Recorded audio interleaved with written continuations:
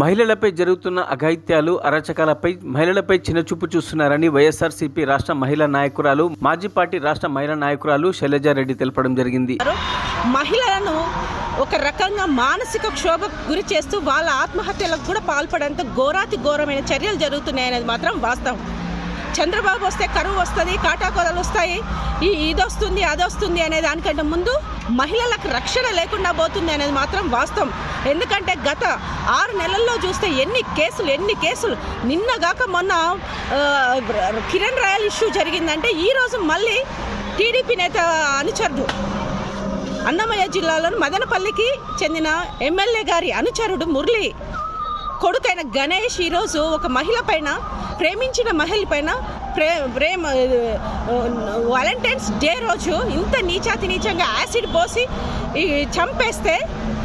చంపేయడానికి ప్రయత్నిస్తే వాళ్ళు టీడీపీ వాళ్ళు రక్షించడానికి ప్రయత్నిస్తున్నారంటే ఎంత ఘోరమైన చర్యలకు ఈరోజు తెలుగుదేశం ప్రభుత్వము, ఈ కూటమి ప్రభుత్వం, పవన్ కళ్యాణ్ తెరదీసిండో అర్థమవుతుంది.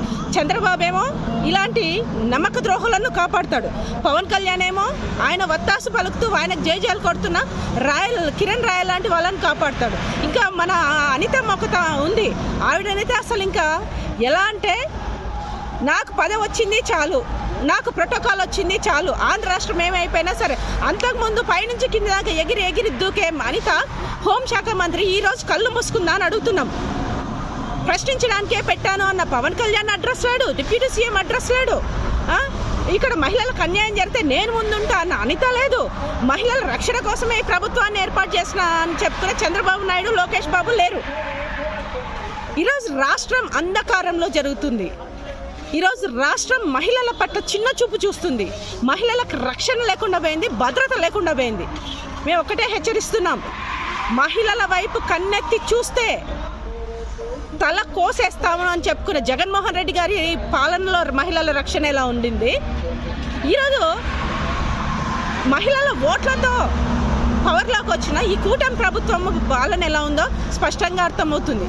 జగన్మోహన్ రెడ్డి గారు మహిళల కోసం దిశ చట్టాన్ని తీసుకొచ్చి SOS యాప్ ద్వారా చిన్న చీమ చిటుకుమన్నా కానీ వచ్చి కాపాడే పరిస్థితిని క్రియేట్ చేస్తే అవన్నీ తప్పులు, అవన్నీ కాకమ్మ కబుర్లు అని చెప్పుకున్న అనిత ఈరోజు ఒక మహిళగా ఉండి మహిళల్ని ఎందుకు కాపాడలేకపోతుందని ప్రశ్నిస్తున్నాను. మరిన్ని అప్డేట్స్ కోసం మా ఛానల్ని సబ్స్క్రైబ్ చేయండి.